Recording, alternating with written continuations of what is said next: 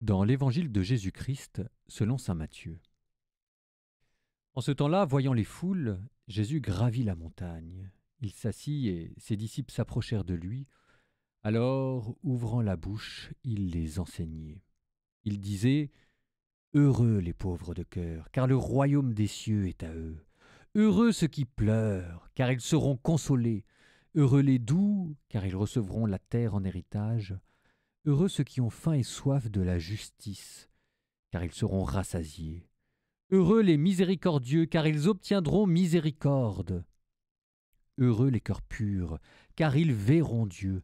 Heureux les artisans de paix, car ils seront appelés fils de Dieu. Heureux ceux qui sont persécutés pour la justice, car le royaume des cieux est à eux. Heureux êtes-vous si l'on vous insulte, si l'on vous persécute, et si l'on dit faussement toutes sortes de mal contre vous à cause de moi. Réjouissez-vous, soyez dans l'allégresse, car votre récompense est grande dans les cieux.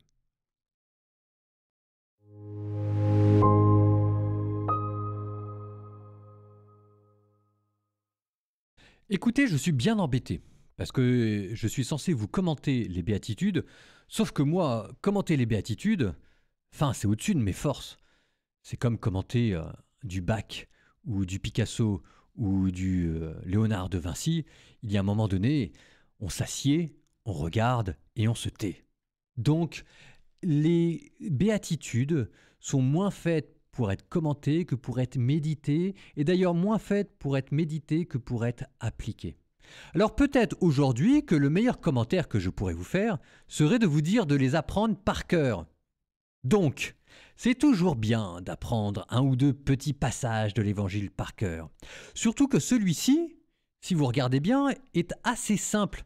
Je dis qu'il est assez simple parce que c'est toujours la même construction.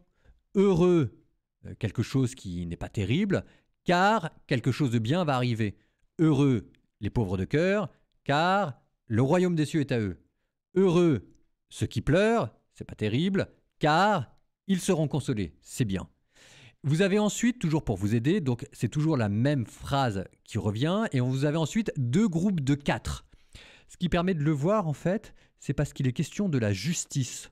Le premier groupe de 4 se termine par cette béatitude : « Heureux ceux qui ont faim et soif de la justice, car ils seront rassasiés ». Et vous entendez le mot « justice ». Et le deuxième groupe de 4 s'arrête par « Heureux ceux qui sont persécutés pour la justice, car le royaume des cieux est à eux ». Donc vous avez deux groupes de 4, avec au milieu, à la fin de chaque groupe, la mention de la justice, et au début et à la fin, la mention du royaume. La toute première béatitude commence par « Heureux les pauvres de cœur, car le royaume des cieux est à eux », et la dernière par « Heureux ceux qui sont persécutés pour la justice, car le royaume des cieux est à eux ». Et entre les deux, en fait, j'ai pas vraiment de moyen mnémotechnique. Donc je ne sais pas quoi vous dire. Sinon que, en fait, il y a un moment donné, il faut les apprendre par cœur. Donc on y va, vous y consacrez 5 minutes. Ça, honnêtement, c'est assez simple. 5 minutes ce matin, 5 minutes ce soir. Et est-ce que ça ne vaudrait pas le coup que ces béatitudes soient gravées dans votre esprit ? Ce serait peut-être encore le meilleur moyen pour qu'un jour elles deviennent gravées dans votre cœur et dans votre corps. Donc, effort du jour aujourd'hui, apprendre par cœur les béatitudes.